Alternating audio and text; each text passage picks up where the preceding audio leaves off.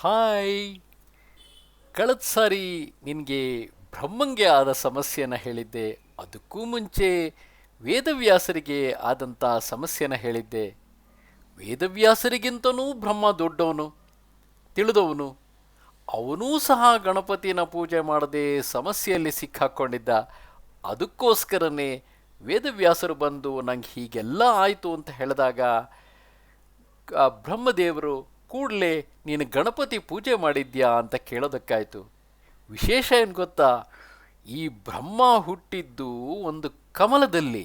ಆ ಕಮಲ ಹುಟ್ಟಿದ್ದು ವಿಷ್ಣುವಿನ ನಾಭಿಯಲ್ಲಿ ಅಂತ ಹೇಳ್ತಾರೆ. ಅಂದರೆ ವಿಷ್ಣುವಿನ ನಾಭಿಯಿಂದ ಅರಳದಂಥ, ಅಂದರೆ ಅವನ ಹೊಕ್ಕಳಿನಿಂದ ಅರಳಿದಂಥ ಕಮಲದಲ್ಲಿ ಬ್ರಹ್ಮ ಹುಟ್ಟಿದ್ದು ಅಂತ ಹೇಳ್ತಾರೆ. ಅಂದಮೇಲೆ ವಿಷ್ಣು ಅವನಿಗಿಂತ ದೊಡ್ಡವನಿರಬೇಕಲ್ವಾ? ಆ ವಿಷ್ಣುನೂ ಇದೇ ಥರ ಒಂದು ತಪ್ಪು ಮಾಡಿದ್ದ. ಏನಾಗಿತ್ತು ಗೊತ್ತಾ, ಈ ಸೃಷ್ಟಿಯೆಲ್ಲ ಮಾಡೋದಕ್ಕೋಸ್ಕರ ಬ್ರಹ್ಮನ್ನ ವಿಷ್ಣು ಸೃಷ್ಟಿ ಮಾಡ್ತಾನಲ್ಲ, ಅದಕ್ಕಿಂತ ಮುಂಚೆ ವಿಷ್ಣು ಯೋಗ ನಿದ್ರೆಯಲ್ಲಿ ಮಲ್ಕೊಂಡಿರ್ತಾನೆ. ಆಗ ಅವನ ಕಿವಿಯಿಂದ ಎರಡು ಕುಗ್ಗೆ, ಕಿವಿಲಿ ಕುಗ್ಗೆ ಇರುತ್ತಲ್ಲ, ಅದು ಬಿದ್ದುಬಿಟ್ಟು ಅದರಿಂದ ಮಧು ಮತ್ತು ಕೈಟಭ ಅಂತ ಇಬ್ಬರು ರಾಕ್ಷಸರು ಹುಟ್ಟುಬಿಡ್ತಾರೆ. ಆ ರಾಕ್ಷಸರು ಸೀದಾ ಬ್ರಹ್ಮನ್ನೇ ತಿನ್ನೋದಕ್ಕೆ ಹೋಗ್ಬಿಡ್ತಾರೆ. ಅವಾಗ ಬ್ರಹ್ಮ ಹೆದರ್ಕೊಂಡು ವಿಷ್ಣು ಹತ್ರ ಓಡ್ ಬರ್ತಾನೆ. ನೋಡಿದರೆ ಇವನು ಆರಾಮಾಗಿ ನಿದ್ದೆ ಮಾಡ್ತಾ ಇದ್ದಾನೆ. ಕೊನೆಗೆ ಯೋಗ ನಿದ್ರೆ ಅಂತ ಹೇಳಿ ಆ ಯೋಗಮಾಯೇನೇ ಸ್ತುತಿ ಮಾಡಿಬಿಟ್ಟು, ಅಮ್ಮ ಎಬ್ಸು ಈ ವಿಷ್ಣುನ, ಇಲ್ಲದೆ ಹೋದರೆ ಈ ರಾಕ್ಷಸರು ನಾನು ತಿಂದು ಬಿಡ್ತಾರೆ ಅಂತ ಹೇಳ್ತಾನೆ. ಆಗ ಸರಿ, ವಿಷ್ಣುಗೆ ಎಚ್ಚರ ಆಯಿತು. ಯುದ್ಧ ಮಾಡೋದಕ್ಕೆ ಶುರು ಮಾಡ್ದ. ವಿಷ್ಣು ಇರೋದೇ ಅದಕ್ಕಲ್ವಾ, ರಾಕ್ಷಸರ ಸಂಹಾರ ಮಾಡಿ ಲೋಕನ ಕಾಪಾಡೋದಕ್ಕೋಸ್ಕರ. ಯುದ್ಧ ಮಾಡ್ದ ಮಾಡ್ದ ಎಷ್ಟು ಎಷ್ಟು 5,000 ವರ್ಷ ಯುದ್ಧ ಮಾಡ್ದ ಅಂತ ಹೇಳ್ತಾರೆ. ಅಬ್ಬಬ್ಬ, ನಮ್ಮ ಲೈಫೇ ಒಂದು 60-70 ವರ್ಷ ಇರುತ್ತೆ. ಅಷ್ಟೊಂದು 1000 ವರ್ಷನ ಏನೋ ಇರಲಿ, ತುಂಬ ವರ್ಷ ಯುದ್ಧ ಮಾಡ್ದ ಅನ್ನೋದಂತೂ ನಿಜ. ಆದರೂ ಸಹ ಆ ಮಧುಕೈಟಭರನ್ನು ಕೊಲ್ಲೋಕ್ಕೆ ಆಗಲೇ ಇಲ್ಲ. ಕೊನೆಗೆ ವಿಷ್ಣು ತಲೆ ಮೇಲೆ ಕೈ ಹೊತ್ತುಕೊಂಡು ಸೀದಾ ಏನು ಮಾಡ್ತಾನೆ, ವೇಷ ಬದಲಾಯಿಸ್ಕೊಂಡು ಕೈಲಾಸ ಪರ್ವತದ ಹತ್ರ ಬರ್ತಾನೆ. ಯಾಕೆಂದರೆ ವಿಷ್ಣುಗೆ ಶಿವ ತುಂಬ ಕ್ಲೋಸ್ ಫ್ರೆಂಡು, ಅವರಿಬ್ಬರು ತುಂಬ ಒಳ್ಳೆಯ ಸ್ನೇಹಿತರು. ಏನು ಸಮಸ್ಯೆ ಆದರೂ ಒಬ್ರಿಗೊಬ್ರು ಮಾತಾಡಿಕೊಂಡು ಸಮಾಧಾನ ಮಾಡ್ಕೋತಾ ಇರ್ತಾರೆ. ಶಿವನ ಹತ್ರ ಬರ್ತಾನೆ. ಶಿವನ ಹತ್ರ ಬಂದ್ಬಿಟ್ಟು, ದೊಡ್ಡ ಸಮಸ್ಯೆ ಆಗ್ಬಿಟ್ಟಿದೆ. ಈ ಮಧುಕೈಟಭ ಅನ್ನೋ ರಾಕ್ಷಸರು ನನ್ನ ಕಿವಿಗುಗ್ಗೆಯಿಂದನೇ ಹುಟ್ಟಿದವರು, ಅವರನ್ನು ನನ್ನ ಕೈಲಿ ಕೊಲ್ಲೋಕ್ಕಾಗ್ತಾ ಇಲ್ಲ, ಅವ್ರ ಜೊತೆ ಎಲ್ಲ ಥರದಲ್ಲೂ ಯುದ್ಧ ಮಾಡಿ ಆಯಿತು ಅಂತ. ಆವಾಗ ಶಿವನು ನಗ್ತಾ ಹೇಳ್ತಾನಂತೆ, ನಿನಗೂ ಸಮಸ್ಯೆ ಆಯಿತಾ?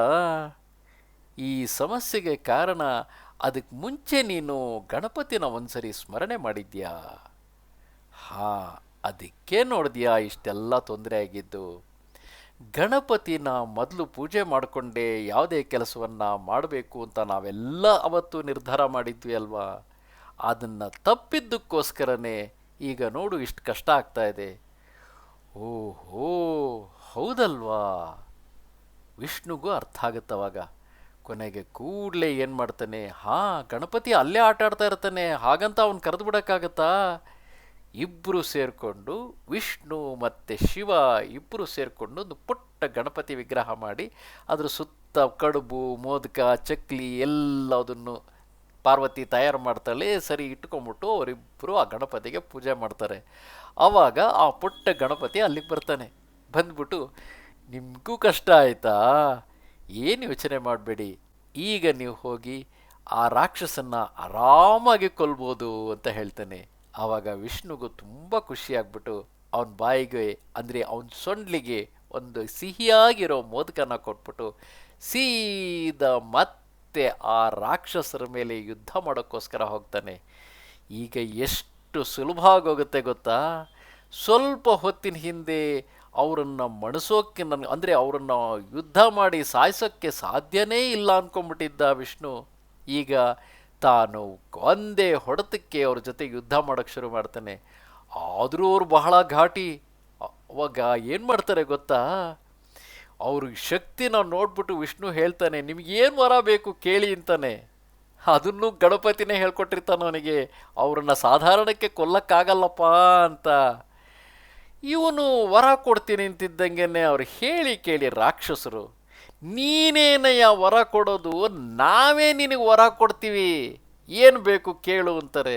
ಆವಾಗ ವಿಷ್ಣು ಗಣಪತಿ ಹೇಳ್ಕೊಟ್ಟಿರ್ತಾನಲ್ವಾ, ಅದರಿಂದ ಭಾಳ ಕೇರ್ಫುಲ್ಲಾಗಿ ಏನು ಮಾಡ್ತಾನೆ ಗೊತ್ತಾ, ನಾನೀಗ ನಿಮ್ಮನ್ನು ಕೊಲ್ಲಬೇಕು, ಹೇಗೆ ಕೊಲ್ಲಿ ಅಂತ ಕೇಳ್ತಾನೆ. ಈಗ ಅವರಿಬ್ಬರು ಸಿಕ್ಕಾಕೊಂಡ್ರು, ವರ ಕೇಳಿದ ಮೇಲೆ ಕೊಡಲೇಬೇಕು. ಅವಾಗಿನ್ನೂ ಸೃಷ್ಟಿ ಆಗಿರಲಿಲ್ಲ, ಭೂಮಿ ಕೂಡ ಸೃಷ್ಟಿ ಆಗಿರಲಿಲ್ಲ, ಎಲ್ಲ ಕಡೆ ನೀರು ತುಂಬ್ಕೊಂಡಿತ್ತಂತೆ. ಅದಕ್ಕೋಸ್ಕರ ಅವ್ರೇನು ಮಾಡಿದರು, ಎಲ್ಲಿ ನೀರೇ ಇರಲ್ವೋ ಆ ಜಾಗದಲ್ಲಿ ನಾವು ಸಾಯ್ತೀವಿ ಅಂದ್ರಂತೆ. ಈಗ ನೀರೇ ಇಲ್ಲದೆ ಇರೋ ಜಾಗನೆಲ್ಲಪ್ಪ ಹುಡುಕೋದು, ಇನ್ನೂ ಭೂಮಿನೇ ಸೃಷ್ಟಿಯಾಗಿಲ್ಲ. ಆದರೆ ವಿಷ್ಣು ಬಹಳ ಬುದ್ಧಿವಂತ, ಒಂದೇ ಸಲಕ್ಕೆ ತನ್ನ ದೇಹನ ದೊಡ್ಡದ ಬೆಳೆಸ್ಬಿಡ್ತಾನೆ. ದೊಡ್ಡದ ಬೆಳೆಸ್ಬಿಟ್ಟು ಅವರಿಬ್ಬರು ತಲೆಯನ್ನು ತನ್ನ ತೊಡೆ ಮೇಲೆ ಇಟ್ಕೊಂಡ್ಬಿಟ್ಟು ಅವರಿಬ್ಬರನ್ನು ಅಲ್ಲೇ ಕತ್ತರಿಸಾಕ್ಬಿಡ್ತಾನೆ. ಅಲ್ಲಿಗೆ ಆ ರಾಕ್ಷಸರ ಲೈಫ್ ಮುಗೀತು. ನೋಡಿದ್ಯಾ, ಗಣಪತಿ ಪೂಜೆ ಮಾಡ್ತಿದ್ದ ಹಾಗೇ ಯಾವ ರೀತಿ ಅವರನ್ನು ಕೊಲ್ಲಬೇಕು, ಅವರಿನ ಮೇಲೆ ಶಕ್ತಿ ಪ್ರಯೋಗ ಮಾಡ್ತಾನೆ ಇದ್ದರೆ ಆಗೋದಿಲ್ಲ, ಯುಕ್ತಿ ಪ್ರಯೋಗ ಮಾಡಬೇಕು. ಯುಕ್ತಿಯಿಂದ, ಯಾಕಂದರೆ ಅವರೇ ವರ ಕೊಟ್ಟಿದ್ದರು, ನೀನು ಒಣಗಿರೋ ಪ್ರದೇಶದಲ್ಲಿ ನಮ್ಮನ್ನು ಇಟ್ಕೊಂಡ್ರೆ ನಾವು ಸತ್ತೋಗ್ತೀವಿ ಅಂತ ಹೇಳಿ ಅಂತ. ಆ ನೀರಿಂದ ಅವರನ್ನು ತೆಗೆದ ಒಣಗಿದ ಪ್ರದೇಶದಲ್ಲಿ ಇಟ್ಕೊಂಡು ಅವರನ್ನು ಆರಾಮಾಗಿ ಕೊಂದು ಹಾಕ್ಬಿಡ್ತಾನೆ. ಬಹುಶಃ ಅವರೆಲ್ಲೋ ನೀರಲ್ಲಿ ಮಾತ್ರ ಓಡಾಡೋ ಪ್ರಾಣಿಗಳಾಗಿದ್ದರು ಅಂತ ಕಾಣುತ್ತೆ. ನೀರಿಂದ ಹೊರಗೆ ತೆಗಿತಿದ್ದಂಗೆ ಸತ್ತೋಗ್ಬಿಡ್ತಾರೆ. ಹಾಂ, ಸತ್ತೋಗ್ಬಿಡ್ತಾರೆ ಅಂತಿದ್ದಂಗೆ ಏನೋ ಆಗೋಗ್ಬಿಡ್ತು ಅಂತ ಅನ್ಕೋಬೇಡ. ಅವರೆಲ್ಲ ಏನೇನೋ ಇದರಿಂದಾಗಿ ಹುಟ್ಟಿರ್ತಾರೆ, ಮತ್ತೆ ಪುನಃ ಹೋಗಿ ಅವರು ಸತ್ತೋಗ್ತಿದ್ದಂಗೆ ಅವ್ರು ಎಲ್ಲೂ ಹೋಗಲ್ಲ, ಅವರ ಆತ್ಮಗಳೆಲ್ಲ ಹೋಗಿ ವಿಷ್ಣುವಿನಲ್ಲಿ ಸೇರ್ಕೊಂಡ್ಬಿಡುತ್ತೆ. ಅಲ್ಲಿಂದನೇ ಹೊರಗೆ ಬಂದಿದ್ದಲ್ವಾ, ಅವನ ಕಿವಿ ಕುಗ್ಗೆಯಿಂದ ಅವರು ಹೊರಗೆ ಬಂದಿದ್ದರು, ಮತ್ತೆ ಪುನಃ ಅವನ ಶರೀರದೊಳಗೆ ಹೋಗಿ ಸೇರ್ಕೊಂಡ್ಬಿಡ್ತಾರೆ. ಅಷ್ಟೇ. ಯಾರು ಕೆಟ್ಟ ಕೆಲಸ ಮಾಡಿ ಉಳಿದವರಿಗೆ ತೊಂದರೆ ಕೊಡ್ತಾ ಇರ್ತಾರೋ ಅವರನ್ನೆಲ್ಲ ಭಗವಂತ ಏನು ಮಾಡ್ತಾನೆ, ಹಿಡಿದು ತನ್ನ ಒಳಗಡೆ ಸೇರಿಸ್ಕೊಂಡು ಬಿಡ್ತಾನೆ. ಅಷ್ಟೇ. ಮಲ್ಕೊಳ್ಳೋಣವಾ?